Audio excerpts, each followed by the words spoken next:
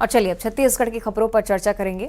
मंत्रिमंडल विस्तार को लेकर एक बड़ी जानकारी। सीएम विष्णुदेव साय की तरफ से फौरन एक बयान सामने आता है जिसमें उनकी तरफ से सीधा संकेत कि मंत्रिमंडल विस्तार के लिए ज्यादा इंतजार अब नहीं करना पड़ेगा, नए और पुराने चेहरों को जगह मिलेगी। कल दिल्ली में बैठक भी हुई है और मंथन इस चीज को लेकर हुआ है कि कैबिनेट में आखिर किस किस को शामिल किया जाना है। दिल्ली से जैसे ही लौटे सीएम विष्णुदेव साय, फौरन उनसे सवाल किया गया मंत्रिमंडल विस्तार को लेकर। उन्होंने क्या कहा है, सीधे आपको सुनाएंगे।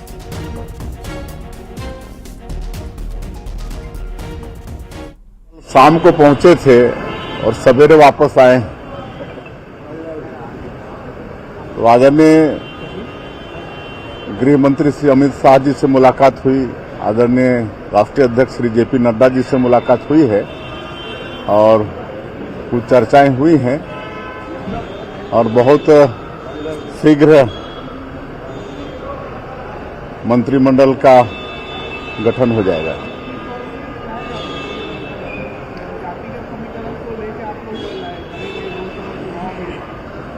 नए चेहरों को भी मौका मिलेगी ऐसे बिल्कुल, नए चेहरे भी और पुराने चेहरे भी सब मिला जुला के रहेगा। सर कब तक हो जाएगा नाम तय? विधानसभा सत्र के बाद या पहले सत्र? थोड़ा इंतजार करिए, बहुत जल्दी हो जाएगा। सर ये बहुत सारे जो किसान हैं सर वो चिंता में है कि जो आप लोगों ने घोषणा की थी सर 3100 रुपये मिलेगा, तो जो किसान अभी धान बेच रहे हैं उनको उसी रेट पर मिलेगा क्या पैसा? जी बिल्कुल, जो इस सत्र में धान बेच रहे हैं, मोदी की गारंटी में जो वादा हम लोगों ने किया है 3100 रुपया प्रति क्विंटल और 1 एकड़ में 21 क्विंटल, उसी हिसाब से उनको देखिए कल। चलिए रायपुर आपको लिए चलेंगे, आकाश शुक्ला हमारे साथ जुड़ गए। आकाश, बहुत शीघ्र का मतलब क्या ये कि विधानसभा का विशेष सत्र खत्म होने से पहले कैबिनेट की तस्वीर साफ होगी? आकाश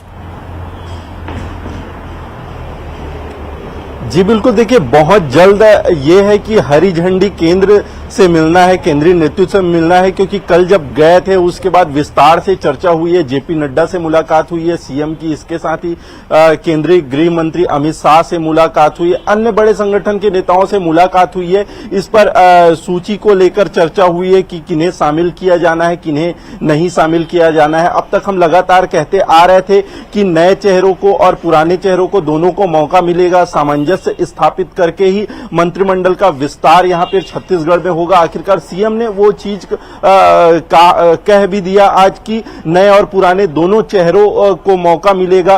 अब ये देखने वाली बात होगी कि जो मंथन चल रहा है उसमें कौन से पुराने चेहरे होंगे, क्योंकि कई बड़े दावेदार है, कई बड़े नाम है, बिलासपुर संभाग से, दुर्ग संभाग से, रायपुर संभाग से, जो लंबे समय तक विधायक रह चुके हैं, मंत्री कई बड़े विभागों को संभाल चुके हैं। ऐसे में किन पर भरोसा करती है संगठन, किनको मंत्रिमंडल में देती है, इसके साथ ऐसे कौन नए चेहरे होंगे जिनको इसमें शामिल किया जाना है, क्योंकि कहीं ना कहीं जातिगत समीकरण भी लगातार देखा जा रहा है। संगठन में कल जो दिल्ली में चर्चा हुई है, इसी पर चर्चा हुई है कि आगे किस पर भरोसा किया जाना चाहिए, बेहतर काम का इसमें परफॉर्मेंस भी देखा जाना है, चुनाव में जीत हार का जो परसेंटेज था उसका भी आकलन किया गया। तो इस तरीके से लगा हर विषयों को खंगाला जा रहा है और जल्द ही ये सूची आएगी। कल जो है विधानसभा सत्र होना है, तो संभवतः ये कहा जा रहा है कि जल्द ही मंत्रिमंडल का गठन होगा और इस बीच में विधानसभा सत्र के बीच में ही शपथ हो सकता है। जी